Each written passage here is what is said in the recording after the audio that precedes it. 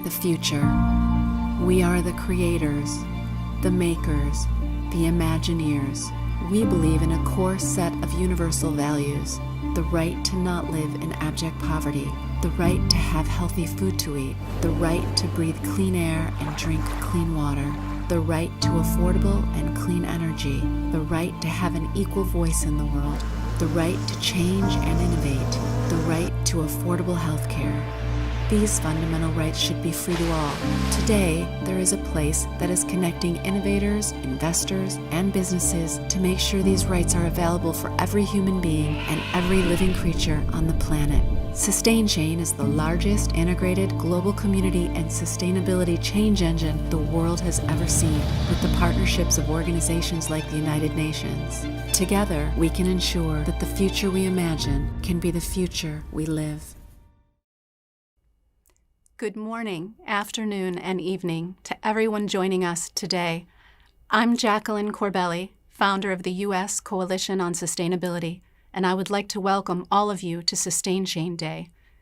We're here together today to celebrate a journey that began on this day in 2019, when we took on an ambitious mission to accelerate humanity's progress toward a sustainable planet in this decade of action. Thanks to the original inspiration of Jennifer Gross and the Gross family and the incredible support from many, I had the special opportunity to launch an organization and enabling technology we've named SustainChain to specifically achieve our mission. Today, we're excited to demonstrate our vision for connected, unified, and concerted effort in action, and the evolution of that technology now capable of deep learning that will help advance systems-based change in new and more exciting ways than ever before. We're thrilled to share with you the sustainability initiatives and outcomes we've been able to surface in just 7 months. What you'll see today in the first set of systems-based action opportunities for accelerating progress on the SDGs generated by the SustainChain community.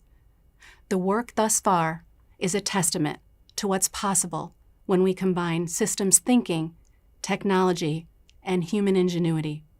It's inspiring, and what's essential, it's actionable, and that's why you've all been invited to join us. But first, I would like to begin by introducing the person who has most inspired all of us with her global goals vision. She is at the heart of the U.S. Coalition on Sustainability's work every day and the very deliberate path we're on to unify businesses, experts, and investors to pick up the speed that's needed to secure a sustainable future. It's with great honor and deep gratitude that I am joined by none other than the lead architect of the Sustainable Development Goals, Ms. Amina Mohammed, Deputy Secretary General of the United Nations. Thank you so much, Jackie. It's wonderful to be with you. My goodness, another daunting year of human health and climate crisis. Amina, so much to digest, so much to internalize and assess the implication of. What's given you the greatest hope in the past year, and what frightens you most?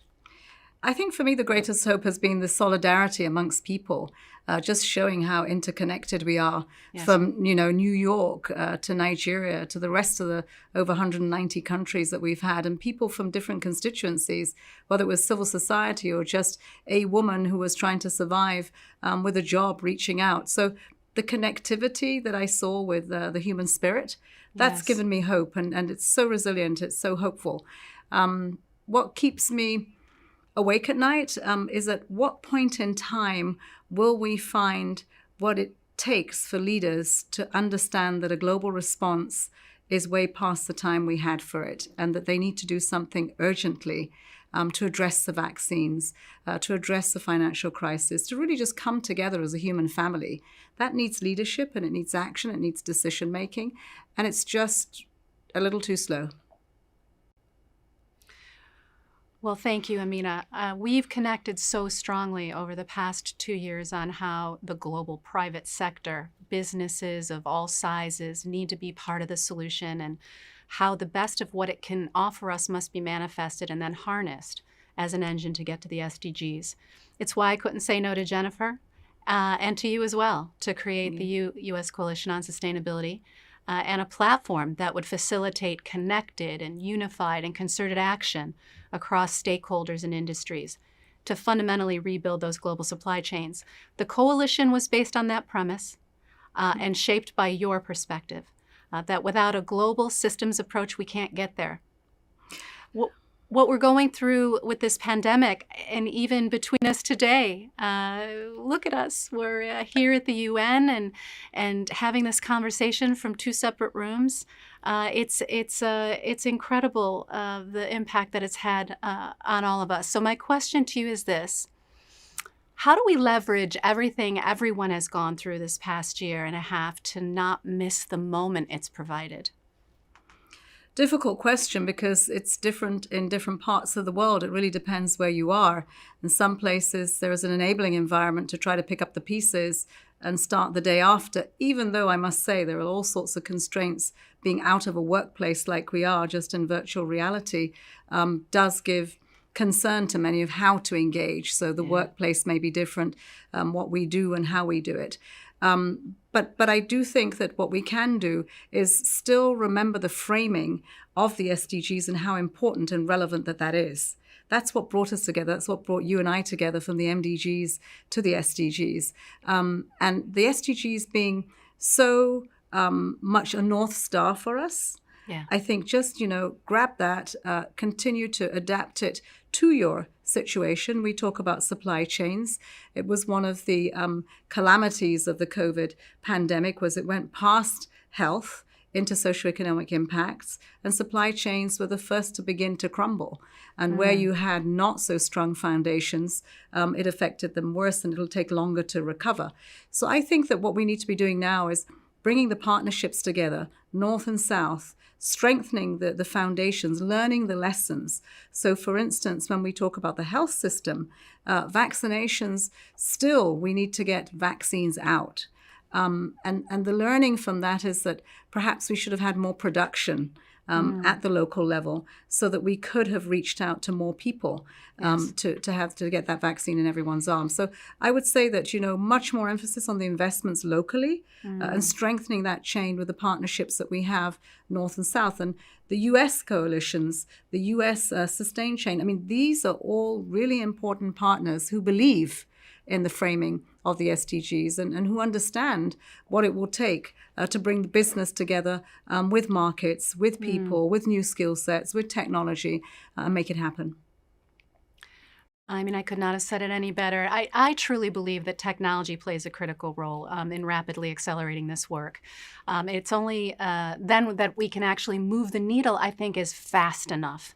I'm actually very proud of our progress so far. A year after launching SustainChain, the community has grown to over 1,000 members, thanks to the innovators and investors and businesses that want to be part of the solution. SustainChain Day is all about celebrating that milestone. It's all about elevating the voices of leaders who are now exploring viable, scalable solutions together to solve some of the world's toughest sustainability challenges. I thank you for your extraordinary leadership, for your inspiration, and for honoring us today with your presence and your words as we kick off the inaugural SustainChain Day here during the UN General Assembly Week. Thank you, Amina. Thank you so much. This is going to be a great week. We have transitions to talk about that will address climate action. And what's really important about that is that there's something for everyone to do, whether it's an energy transition, a food systems transformation, or connectivity that allows us to make sure that we come together in a positive way for our people and planet. Thank you so much, Jackie. And thank you. Bye-bye. Welcome, everyone. I'm Nick DeFrucia, advisor to the Blue Chip Foundation. On behalf of its founders, Jennifer Stengard-Gross and Peter Stengard, I'd like to thank you for joining SustainChain Day, Road to 2030. At Blue Chip, we believe in the power of multi-stakeholder partnerships to drive systems-level change. That's why we're proud to partner with the U.S. Coalition on Sustainability and SustainChain, the technology that brings together the people, the projects, the solutions, and most importantly, the collective intelligence to achieve the UN Sustainable Development Goals. We're really excited to see the coalition's progress over the past year and look forward to even more exciting developments and initiatives in the years to come. Everyone plays a critical role in this mission, so I invite everyone to join the chain, to create the chain reaction to accelerate our progress toward a sustainable future. Thank you and enjoy the program. Imagine a future where we solve the world's most pressing sustainability challenges at unprecedented speed. It takes a profound shift in how we think, from what will the future bring, to what future will we create. It takes a shift in how we behave, going beyond individual action to working together to create a chain reaction. It takes the power of technology, building the collective intelligence we need to vastly accelerate the pace and scale of progress in this decade of action. We are driven by a single purpose: to unify and accelerate progress toward the UN Sustainable Development Goals by 2030. Inspired by what's possible, we've created the platform that will grow the community and build the movement to drive transformational change. With SustainChain, we're rapidly bringing together innovators, investors, and businesses across industries, all working on common sustainability challenges and solutions. Fueled by deep learning, we can now dynamically inform the decisions we make, be directed in the actions we take, and guided toward the outcomes we need. With SustainChain, we will also harness the voice of millions of people to keep us moving and hold us all accountable.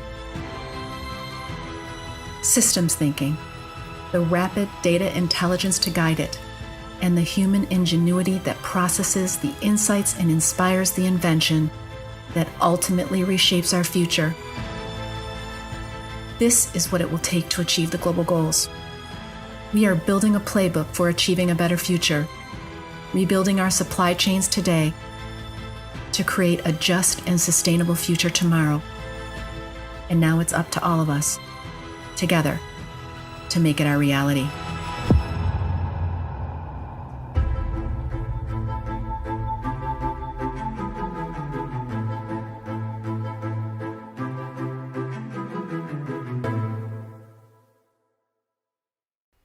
Now joining us is Jeffrey Sachs, Professor and Director, Center for Sustainable Development at Columbia University. I have to begin with saying what an incredible honor it has been for me personally to be part of your work over these past 10 years. To thank you for that opportunity and for being with us today, Jeff. Then, as now, you have inspired many with your open and direct way of helping us understand the numerous dimensions of the sustainable development problems we face. And as I have always said, the truly unique ability to not just communicate in incredibly clear ways, but to also suggest an accessible path and blueprint for how to actually solve them. Your latest book, The Ages of Globalization, Geography, Technology, and Institutions, is the latest installment and takes us through the transition of one stage of globalization to the next. It's an impeccably clear lesson on the geopolitics of each stage, the totality of the impact, and the daunting task humanity has to collectively rebuild the systems that got us here in the face of the existential consequences that will be our fate if we don't learn to change. What was your overall hope in writing this particular book? Jackie, thank you so much. And it is wonderful to be on this adventure of sustainable development together with you. We've been at it a while, and there is progress, but there's also complexity and confusion and crisis with the pandemic, with the growing climate crisis. We have a lot of work to do. But I think the key is to know that there is a pathway forward that could actually achieve sustainable development in the world. Sustainable development meaning prosperity, social inclusion, so that everyone benefits, or as the UN says, no one's left behind, and environmental sustainability, that we stop this human-induced destruction of nature, mega pollution, and climate change. I wrote The Ages of Globalization because I believe we are in a new age of globalization. I recount the history of global interconnectedness from prehistory until now, emphasizing that there have been various epochs, the industrial age, or the age that came with Columbus's voyages of discovery and conquest. Now we are in the age confronting the massive environmental crisis, but also a new geopolitics in which all parts of the world are deeply interconnected. All parts of the world are disrupted by and have the potential to benefit from the new digital technologies. And I argue all parts of the world, more now than ever before, need to work together to solve the pressing problems of mass inequality, of regions left behind, and of the environmental crises that we face. And I hope that this new book helps to show we need to change. Here is a path of change that makes sense for us. And as you said so kindly, it's actually practical to move forward. I believe that what I describe in the book is a practical pathway to global cooperation for sustainable development. One of the things that resonates with me from this book are the overarching themes that emerge, telling us what achieving sustainability will require: adaptive planning, multi-stakeholder engagement, technology. As you know, at the core of the U.S. Coalition on Sustainability's vision, which you helped to shape, are these things exactly. Can you speak to these themes a bit and the strong emphasis on adaptive planning? Thanks for that good question. You know, when I studied economics, a tradition that goes back more than 200 years said, and that's what I learned in my introductory economics course, basically, the markets will solve the problem. Adam Smith, who was a great thinker and a great human being and humanitarian, had the idea that the invisible hand of the marketplace would guide our resources in a way that would be beneficent for society. Well, there are strengths to the marketplace, to be sure, but the idea that an invisible hand guides us to where we want to go, I think we have learned by now we need some quite visible strategic planning. We need to know where we need to head, because the market, unfortunately, will not solve certain problems. The market by itself will not solve this massive environmental crisis. Indeed, it's contributed to it, because the atmosphere has been a free dumping ground for economic activity. The market by itself will not solve the problems of mass inequality, which is why the smart governments and the successful societies have raised taxes and used those taxes to make sure that every child gets an education, that every person in the society has access to health care. In other words, we need a mixed economy that has a role for business, that has a role for government, that has a role for civil society, that has a role for my sector, academia, with the science and the research that can help to find new approaches. But we need now to understand some of the boundary conditions, some of the must-dos. For example, must-do decarbonization. We must stop the emission of greenhouse gases, especially carbon dioxide, that are absolutely threatening to create mass upheaval through human-induced climate change. And for that, we need plans. We need plans for public investments and for public regulation and for guideposts and guardrails for business activity, so that we arrive in 2050 at the latest with a zero emission economy, and one that has made the transformation from coal, oil, and gas to wind and solar and other clean energy systems. So that's the sense, Jackie, in which adaptive planning is so crucial. And business needs government to do that also, so that business can do its own planning and strategy within a framework that makes sense. From my perspective as a tech entrepreneur, I completely share your view of technology as an all-important piece of the equation and the speed of transformation that can be achieved. As you can imagine, given what you know about how I first designed SustainChain, I see one of the most important roles of technology is to be an intelligent process enabler for engaging stakeholders across supply chain ecosystems and increasing the overall velocity with which plans can be implemented and adapt fluidly as we dynamically learn. It's a critical opportunity for achieving the systems-based change you often speak of. Can you speak to the themes in your book about the systems models we need to create to secure the future of humanity, and why you personally responded so positively to the potential that SustainChain represents? Thanks again, also for SustainChain and for your leadership in this very, very important initiative.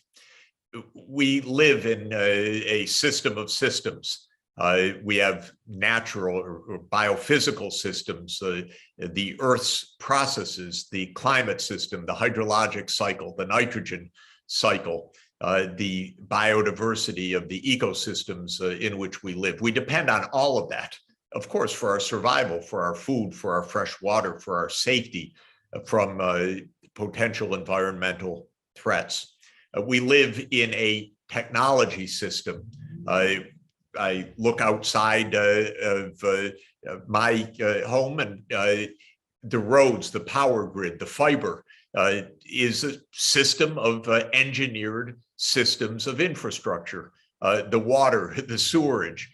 These are complex systems, but we have 8 billion people in the world that are depending on these systems to function. Trillions of dollars of settlements every day of transactions. That's a system of systems of financial settlements worldwide, absolutely essential. We live in political systems, obviously, for the competition for power and the uses of power, and we want those uses to be directed towards the common good. We live in social cultural systems, systems of ideas, of belief. We want those to be systems of justice and fairness. Well, I learned a long time ago that we need to put together the economic, the social, the political, the engineered, and the natural systems into a thinking framework that represents and can help to manage these profound complexities of these systems and how they interact. And especially at a time of massive disruption in the world, geopolitical disruption, climate disruption, demographic change, technological change. All these systems are operating in not only complex ways, but in interconnections that we need to understand. That's been my professional life and my academic life, to try to understand how to put these pieces together. Now, one part of this you focused on, which is that in an age of powerful new technologies, especially digital platforms, we can revamp, re-engineer critical systems for communications, for transportation, for, of course, management of information, for productive systems more rapidly by far than at any time in human history. And for some things, we need to move at that pace, for example, decarbonizing the energy system. Now, businesses are operating in this highly disrupted time. They're trying to find strategies to align with the powerful forces of sustainable development, to escape from having stranded assets of the old 20th century or 19th century technologies that are no longer viable for the world. And SustainChain provides a platform for rapid exchange of information, new connections, new business models, new solutions. And that kind of networking of the solution space can enable very rapid and alert movements and first mover advantages, frankly, for companies that understand this and get this right. In the academic sphere, I'm president of the UN Sustainable Development Solutions Network. So we have about 1,500 universities and think tanks and national laboratories networked together for the same reason as SustainChain. As academic institutions, we need to be learning from each other and connecting expertise so that we can not only identify solutions, but scale them, disseminate them at the pace that we need for success. SustainChain is purpose-built to be a single source of truth on how sustainability efforts across the private sector, regardless of industry, issue, or strategic approach, can be understood in their contribution to the SDGs. At its core, it is an automated system for joining stakeholders and connecting them with a clear and open field of solutions, resources, and support to move in a more informed and efficient way.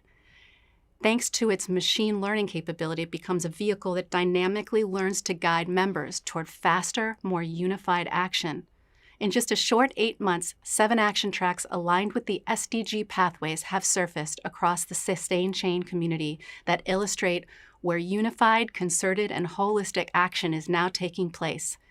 Sharing them is the heart of today's meeting, but before we get to it, Jeff, please give us your final thoughts on the moment we're in and how you feel about the future of sustainability and whether we can meet the goals. We are at an absolutely critical moment, as you know, Jackie, and all of the news of recent weeks and months have been telling us that. The pandemic, we know, and these new emerging diseases are coming with greater frequency since the turn of the 21st century. So this is not the last of these. We have to get better at responding to these emerging diseases than we were at responding to COVID-19. But we've had a horrendous summer all over the world in this northern hemisphere summer of ours, with hurricanes, with heat waves, with massive flooding in Europe, the floods that hit with Hurricane Ida on the east coast of the United States, including many lives lost in New York City. Forest fires raging not only in the American West, but in Athens, just outside the Acropolis, and many, many parts of the world. The scientific reports are frightening.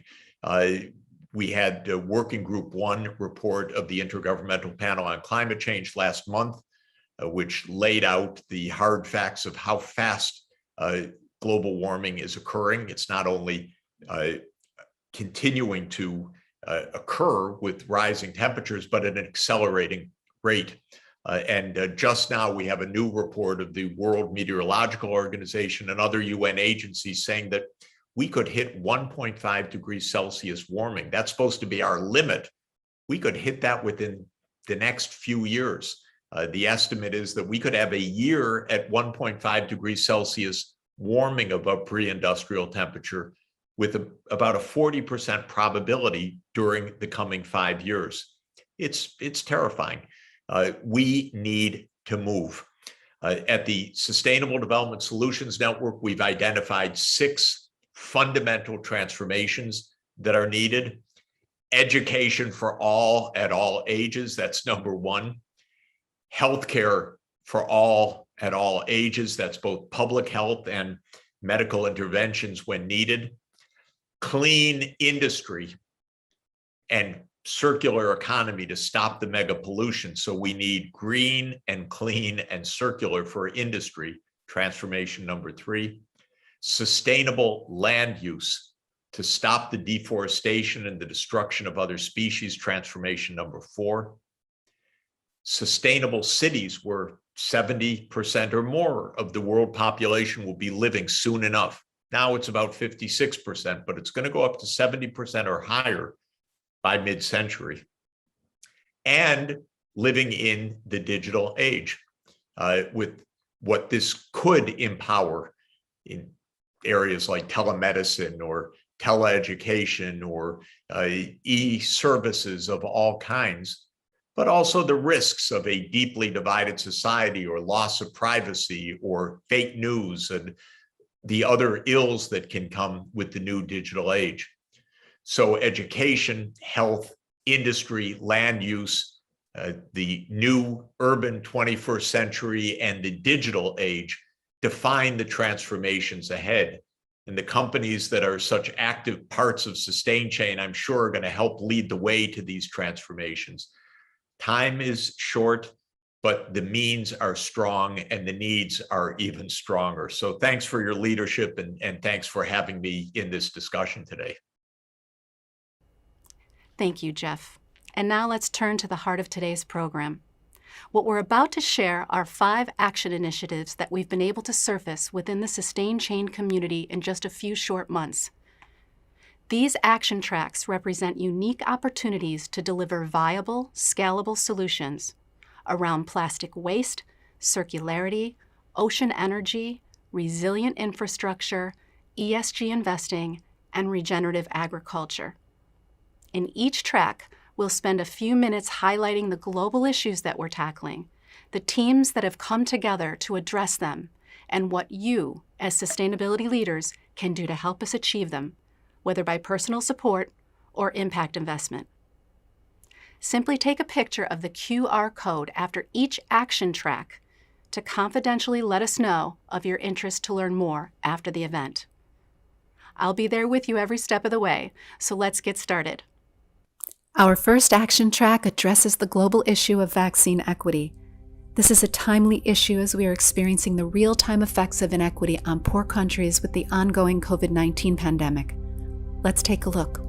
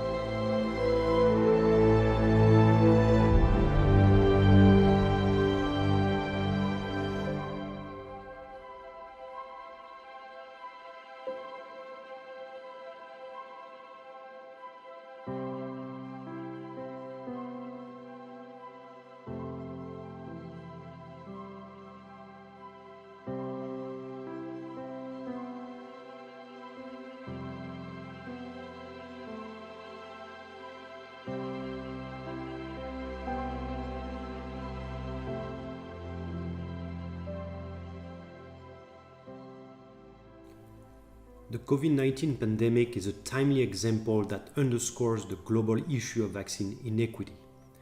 We know the pandemic has hit low-income and vulnerable countries the hardest. And as vaccines become available, wealthy countries are buying up the majority of vaccine doses, leaving the poor countries with really little supply. These countries can afford to make private deals with producers. Intellectual property rights continue to undermine the global public health mandate. So as a physician and a surgeon, I've made my long life mission to make healthcare more accessible, equitable, and sustainable for all. Having worked in low-income and middle-income countries, for over 20 years, I've seen firsthand the institutional barriers to improving the health and well-being of people. Not just in having access to critical medicines, such as vaccines, but also in having the technical readiness to distribute and administer them across remote communities. Despite the challenges, I believe we have an amazing opportunity ahead of us. Through SustainChain, we will create an ecosystem that connects organizations currently involved in equitable vaccine distribution with the visionaries, partner, funders, and localized actors who want to be part of the solution. With our collective knowledge and experience, I believe we can dramatically increase the impact of our effort.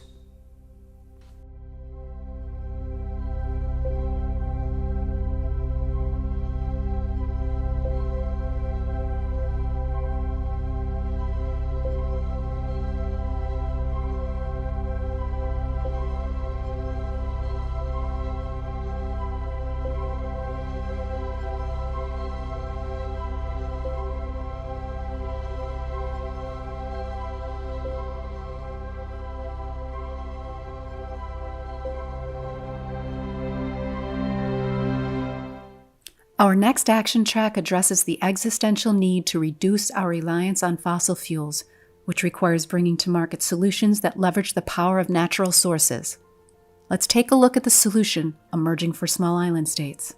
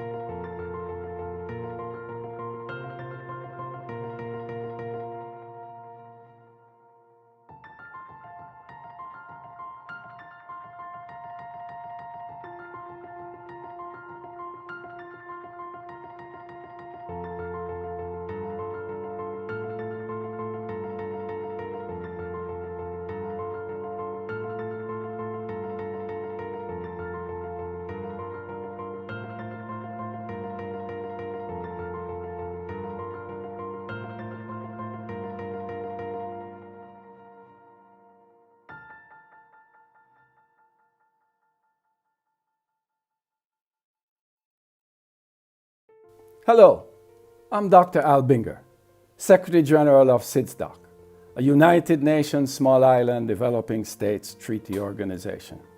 We are led by 32 prime ministers and presidents from islands and low-lying states in the Pacific, the Atlantic, the Indian Ocean, and the Caribbean.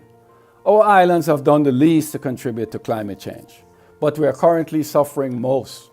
Our electricity costs are the highest in the world, and because we have to import diesel, the energy is both dirty and expensive.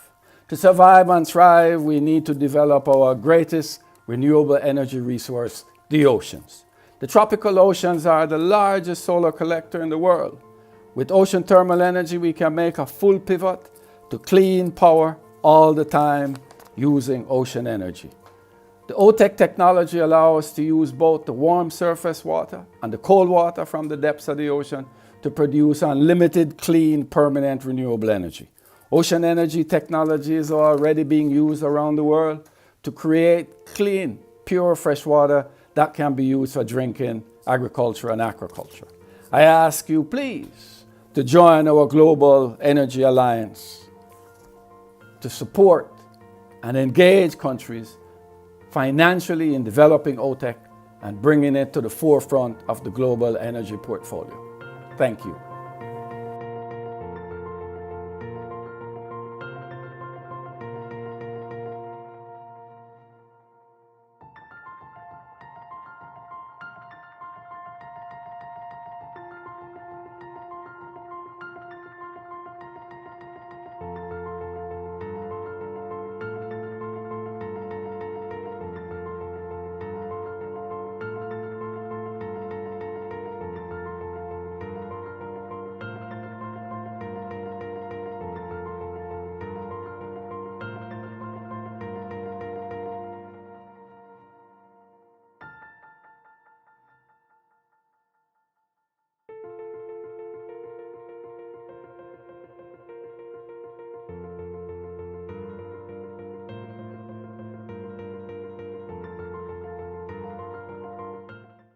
This next action track addresses the global issue of overconsumption in textile waste, which requires cross-industry alignment and overcoming logistics hurdles to move from linear to circular supply chains. Let's take a look.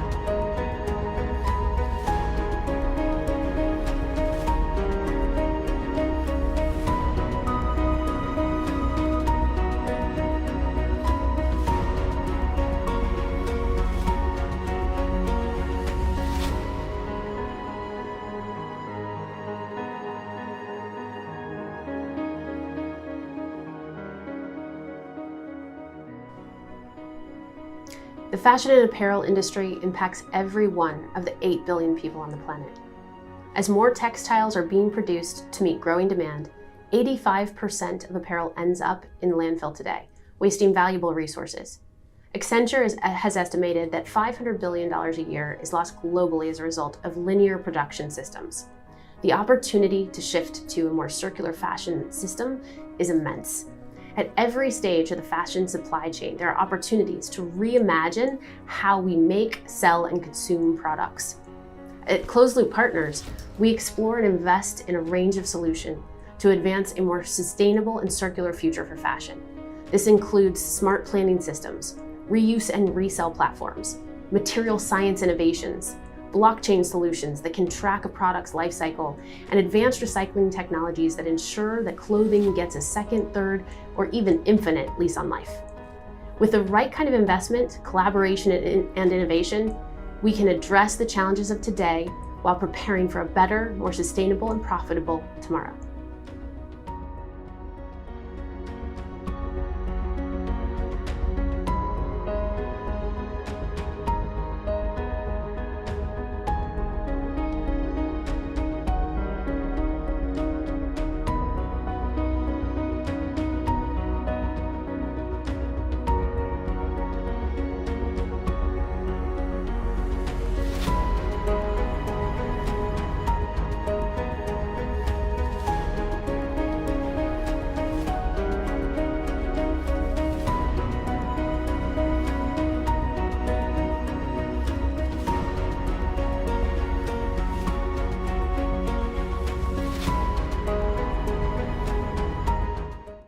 Next, we address the challenge of eliminating plastic bottles to strike the heart of the global issue of plastic waste. Let's take a look at the building blocks to scaling the viable alternatives our team is working on.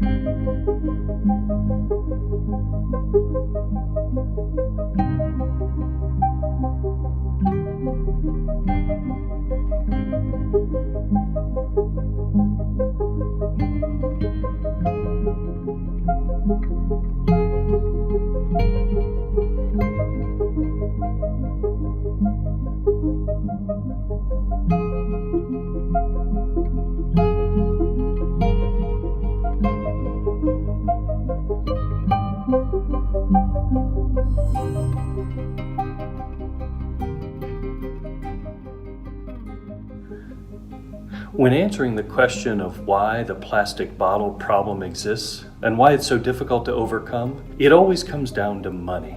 The big guys have spent billions and billions of dollars on equipment and R&D over the past 65 to 70 years to make plastic bottles in a highly cost-effective way. And collectively, those of us who are in the business of creating viable alternatives haven't even spent our first $1 billion. Adding to their relative high efficiency is the fact that petroleum-based virgin plastic is far less expensive than raw and recycled materials needed to create a replacement, even at mass scale. Ultimately, it is the consumer who will determine whether beverage and packaged goods companies adapt their supply chains to embrace biodegradable and bio-friendly materials. The economics in the packaging industry will be a balance between consumers willing to pay more for bio-friendly choices and companies absorbing the additional cost with potentially resulting lower margins in hopes they will be rewarded through growth in their businesses. I believe this is possible.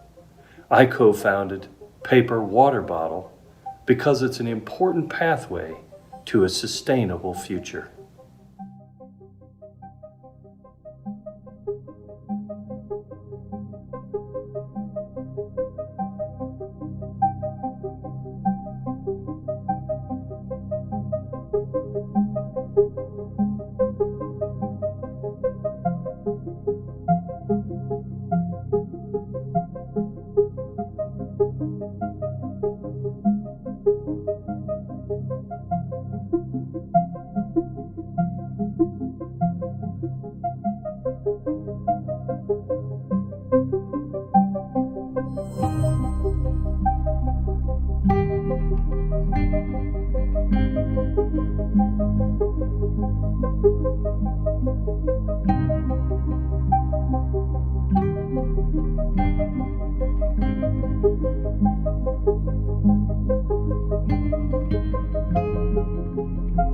next action track focuses on the immense challenge of rapidly modifying and replacing current infrastructures to ensure climate resiliency.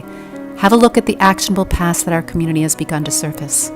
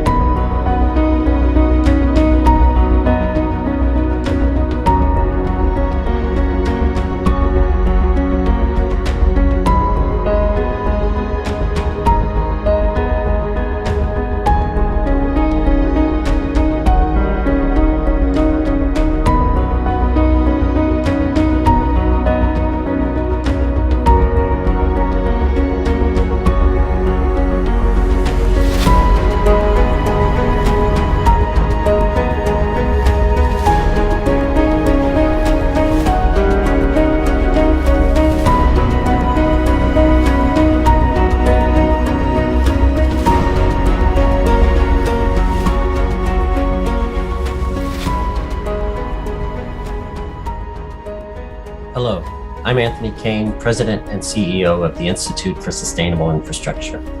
We are in a pivotal moment in history. Achieving 12 of the 17 SDGs will involve infrastructure, but our window to act is closing. Right now, nations around the world are preparing to make what may be the largest cumulative investment in infrastructure in the history of our planet. This new wave of infrastructure will set our sustainable development trajectory for the next 50 to 100 years. If we act now, we can lead our cities in a grand transition to a clean energy economy, stimulate the global economy, lift millions out of poverty, and initiate a new competitive market centered around sustainability. By focusing on social inclusion, we can build the infrastructure that will be the backbone for safe, healthy, accessible, affordable, and environmentally friendly communities for all people. We can right historic wrongs by focusing on first serving our most vulnerable, the economically disadvantaged, and the disenfranchised Indigenous and minority communities around the world.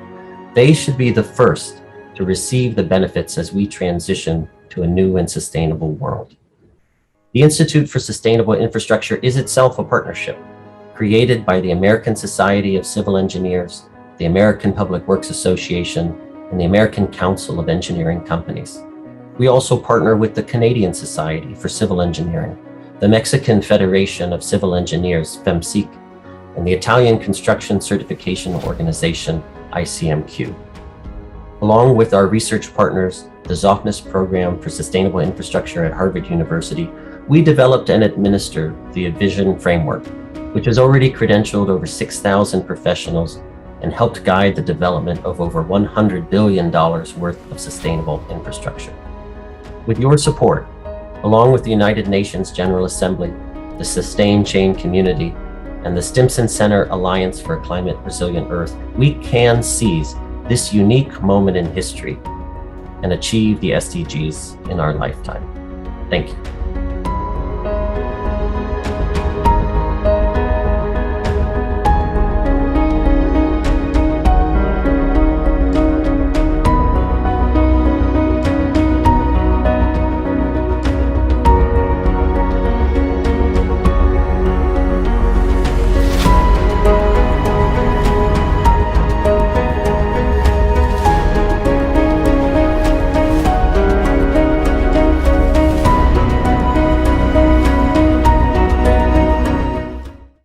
ESG investment is the lifeblood for successfully and rapidly remaking global supply chains and achieving social equity.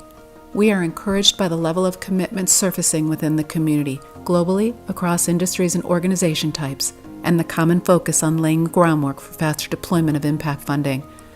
This is our last action track before turning our focus to the showcase. Enjoy and stay tuned.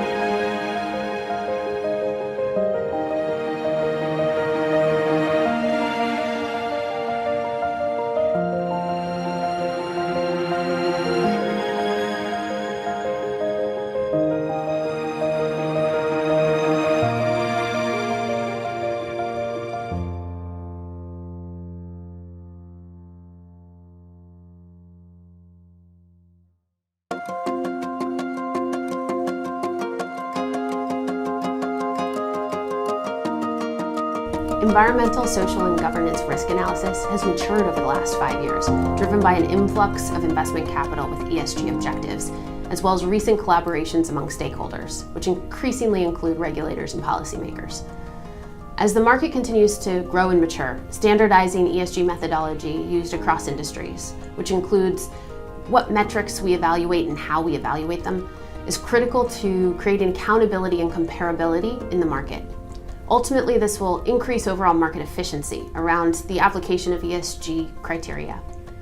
The proactive management of ESG risk is only as good as the quality of the data that we collect. New technological innovations combined with capital investment and improved accountability continue to advance the criteria for ESG data collection.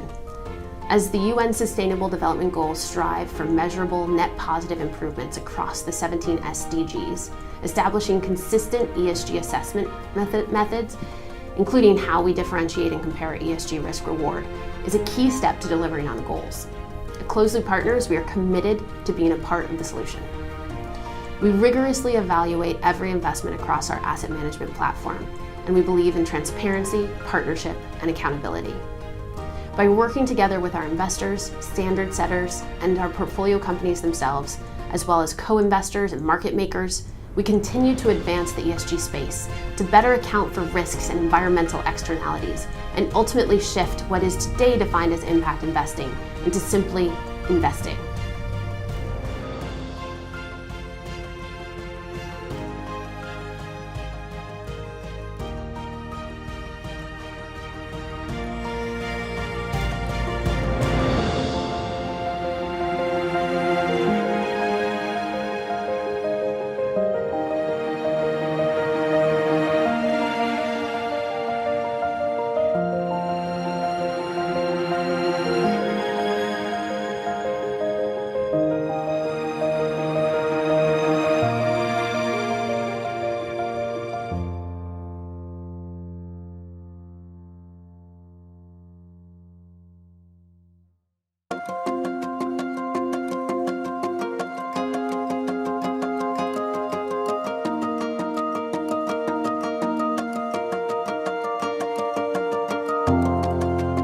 In a few minutes, we're going to reveal version 2 of the SustainChain platform that's enabling the networks and generating the understanding and actions we've shared today.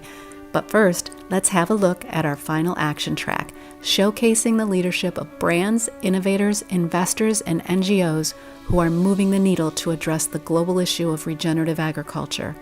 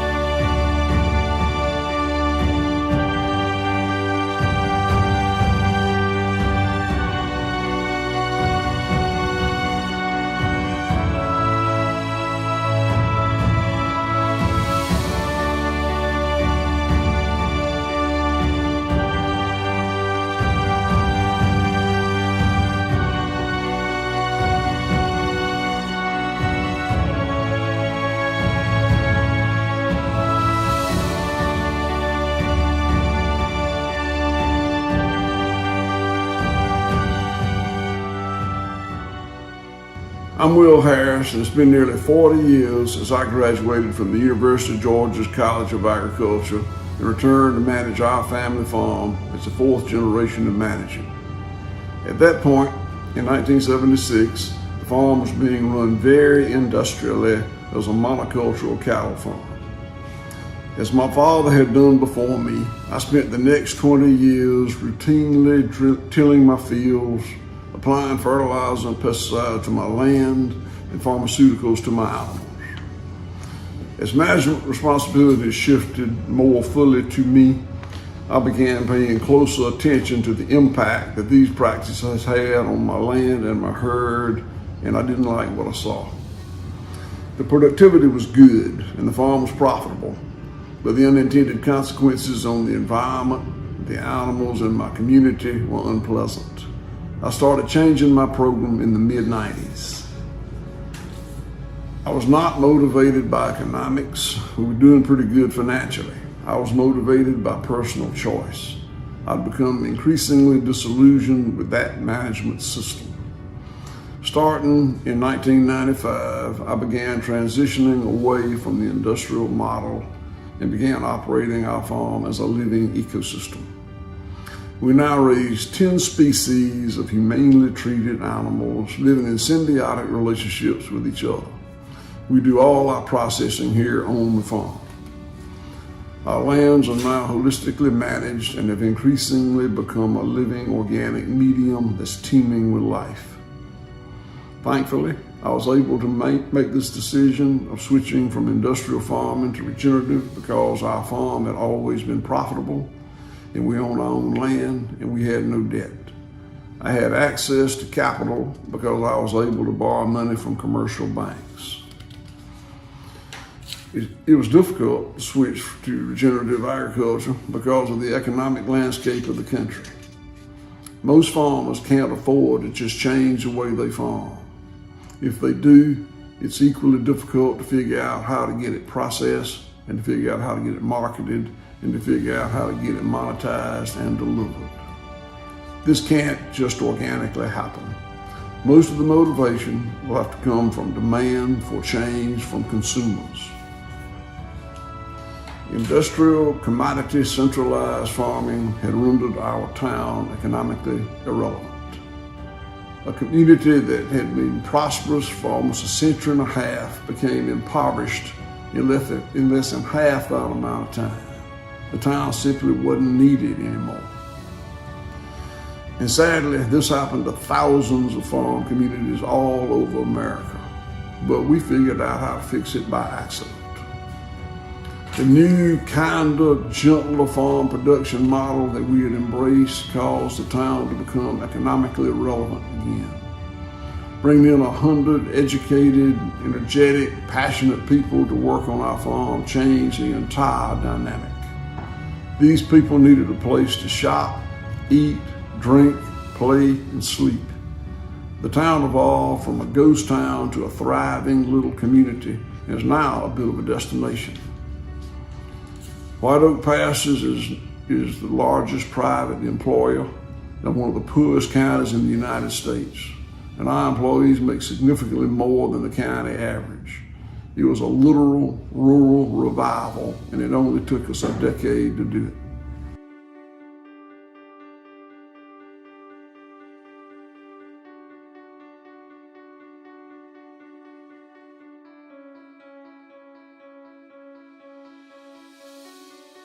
Hello, everyone. I'm Tina Owens, Senior Director of Food and Agriculture Impact at Danone North America, which is one of the world's largest B Corps. Our portfolio includes brands you know and love like Dannon, International Delight, Activia, Danimals, and more. At Danone North America, we know that opening big doors for sustained investment at the farm level is critically important to help farmers begin the transition to regenerative practices. To that end, we are taking a multi-pronged approach that includes company funds, grants, philanthropic, and impact investing loan activities. This is in addition to our direct contract model, which was already in place before work began on our regenerative program. It is this direct relationship with farms, rather than a commoditized black box, which we believe helps our ability to partner directly with our farmers to drive for change. Our soil health program began with our $6 million commitment in 2018 to pay for technical assistance for enrolled farms. We began with 26,000 acres in dairy and have continued to enroll new farms and expand acreage on existing enrolled farms as we aim to surpass 100,000 acres in the program for North America. Each enrolled farm receives a report called a Sustainable Continuous Improvement Plan from our technical assistance provider, Sustainable Environmental Consultants. This plan is specific to the farm's needs regarding soil type, rainfall, crop types, on-farm feasibility, and more. Farmers then choose which recommended practices to convert to on their farm, and here's where the additional funding comes into view. I've mentioned the technical assistance is provided fully by Danone. We also work to pay for cover crop seeds, pollinator habitat, equipment solutions, and other measures that the farmer is interested in adopting. We're seeking to dramatically speed up the return on investment for practice adoption and integration of regenerative practices by sharing farm costs through a blended financing approach whenever possible.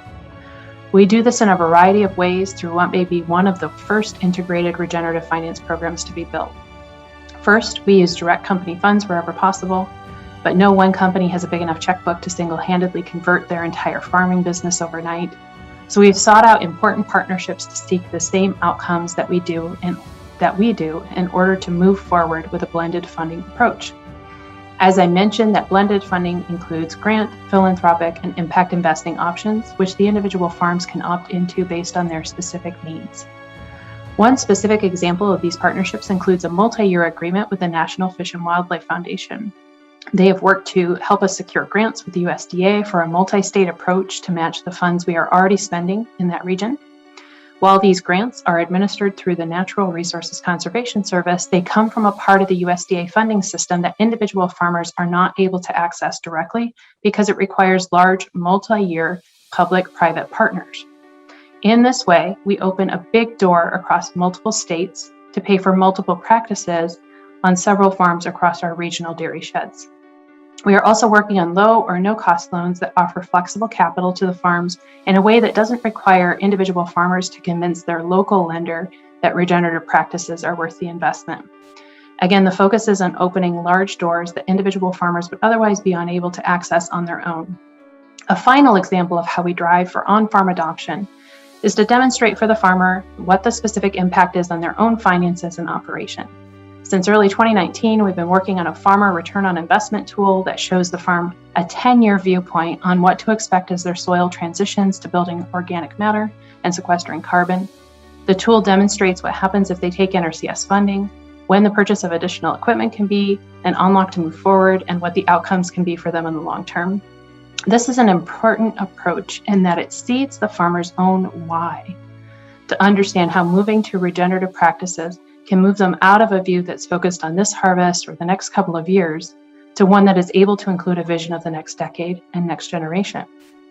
Thank you for providing an opportunity to share more with you about our programs on regenerative finance. I hope this sparks discussion and ideas on your end. Have a good day.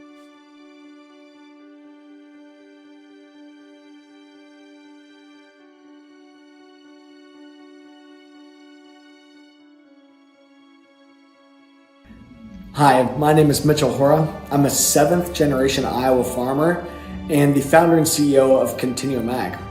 My family farm is 700 acres in southeast Iowa, and we have been able to farm with an array of different regenerative systems. We've been using no-till since the late 70s and cover crops since 2013. We farm corn, soybeans, rye, barley, wheat, and even mustard. We've tried on our farm in the last couple of years. And on our farm, our goal is to really be able to have a balance between profitability and sustainability. And now the opportunity to utilize data is really helping us out with that, with our overall purpose being work with Mother Nature, not against her. And we really feel that that can help us to improve our bottom line. In 2015, while I was at Iowa State, I started Continuum Ag. At that point, a soil health consulting company, now soil health data company. Earlier last year, we launched the first soil health data platform called Topsoil. Topsoil helps producers around the world quantify soil health and deploy better regenerative systems to improve their profitability and move the needle. We specialize in the Haney Soil Health Test, which is developed by Dr. Rick Haney, a former USDA ARS soil scientist. You don't have to utilize the Haney test to have success in implementing regenerative systems or using our platform, but we often see that Farmers equipped with data and knowledge are better able to overcome risk and better able to make strategic efforts towards improving soil health and improving the farm resilience and profitability of their operation. Looking forward, carbon markets and ecosystem service markets are a huge opportunity, and there's a lot of hype around them.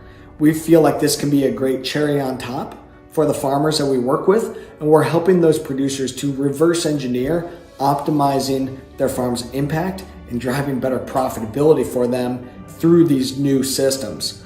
We look forward to the conversations to be had and the opportunities moving forward, and Continuum Ag is excited to be right in the heartland, working for small town Iowa, working to help family farms become more economically resilient and environmentally sustainable. Thanks.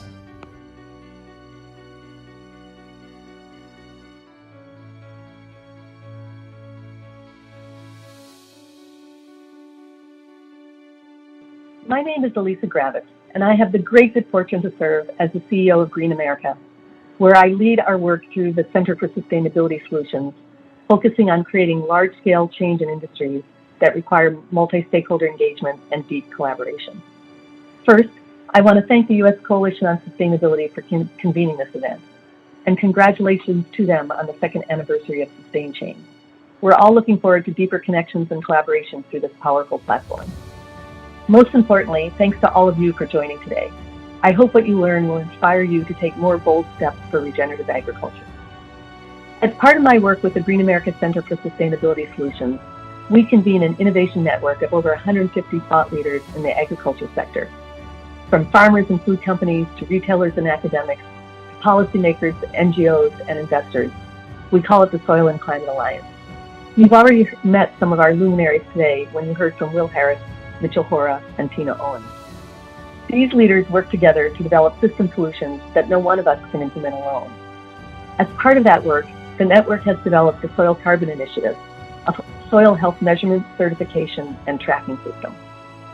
The Soil Carbon Initiative certification also includes a farm and company level consumer-facing label that farmers, food companies, and retailers can use to communicate their commitments and progress to consumers and investors. As you heard from Will, Mitchell, and Tina, regenerative agriculture is powerful. It provides significant benefits for the climate, supply chain resilience, farm profitability, and the farm level climate resilience, along with enormous biodiversity and water benefits. And the farms are just beautiful. I invite you to visit the leading regenerative farms and ranches like Will's and Mitchell's. As you step onto the farms, you'll see they are teeming with life, with bees and butterflies and the pollinators that do the important work in agriculture. As you walk across the fields, the healthy soil will literally be putting a spring into your steps. And you'll hear the great stories about how all life on the farm responds, like Will's story with the bald eagles returning to his land. Regenerative agriculture is performing at the farm and company level, and it is scalable across the supply chain. It creates significant financial benefits for farms and rural communities. And I want to add, soil health is measurable, so supply chains and investors can make commitments with confidence. If you want to learn more about our Soil Carbon Initiative and our Soil Carbon Fund that supports the initiative, please contact me through the QR code. We'd love to benefit from the investment wisdom in this room. Thank you so much, and may you have bold and beautiful regenerative agriculture journeys. Thank you. Thank you to all our guest speakers who have shared their passion, commitment, and expertise to bring these action tracks to life. I'm excited to see our work progress rapidly over the next 12 months. You've now had an exclusive early look at a handful of the most impactful investment and partnership opportunities generated by the SustainChain platform. For those who indicated their interest during the program, thank you. In the coming days, we will reach out to you individually to discuss opportunities that you'd like to explore further. Now, for the final part of our program, I'd like to introduce Joanna Hall, Executive Director and Head of Product, who has been leading the build of SustainChain, our enabling technology that makes all of these collaborations possible. Thank you, Jackie. I am so thrilled to be here at the United Nations, honoring SustainChain Day, 2021. Today, we are unveiling version 2 of SustainChain that has been made possible by so many incredible partners and volunteers and allies. Let's take a look.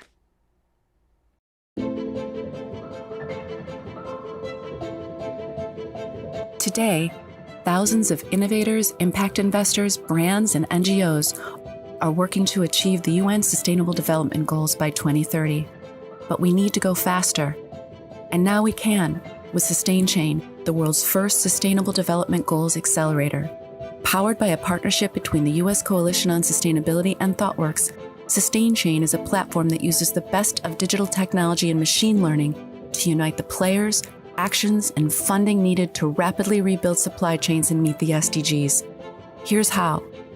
After setting up your profile and sharing the sustainability challenges you're most focused on, SustainChain becomes an engine for fueling faster, more concerted action and enabling new connections and partnership opportunities. Each time you come back to SustainChain, you'll see a live and dynamic feed of opportunities to explore, relevant projects to join, discover new partners, and find new solutions to explore. You can learn more about members and companies within and across industries who share your SDG focus. You can also create and share a new action initiative to tackle an unaddressed gap and tap into the community to find what you need to succeed. Funding, innovations, experts, all with a touch of a finger. SustainChain dynamically notifies you of new connection requests, projects, and opportunities to join. The chain is expanding rapidly with new partners across industries, stakeholders, and SDGs, all contributing to the collective intelligence that grows exponentially as the community does. And now we as citizens can join the chain too. With SustainChain, citizens can connect directly with their favorite brands and encourage them to take action on the issues that matter most to them, and urge their local representatives in Congress to do the same. As our community grows, so will our ability to accelerate action and progress toward the Sustainable Development Goals. It's time to join the chain to build a sustainable future together.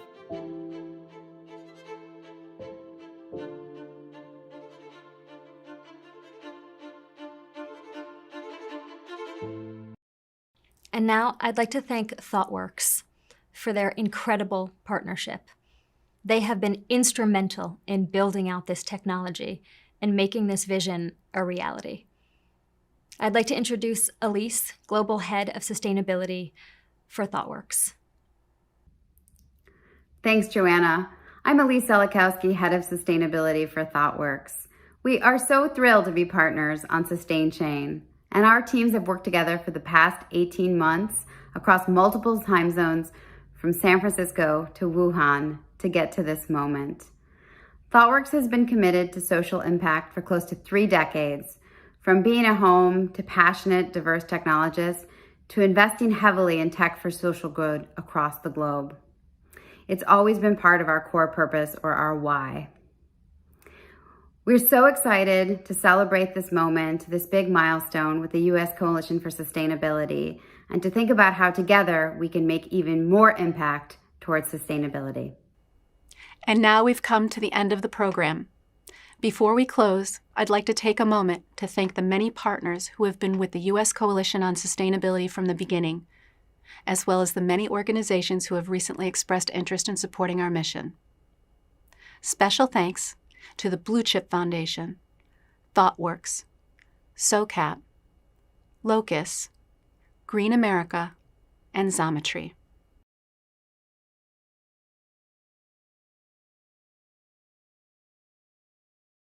Thank you for joining us at SustainChain Day.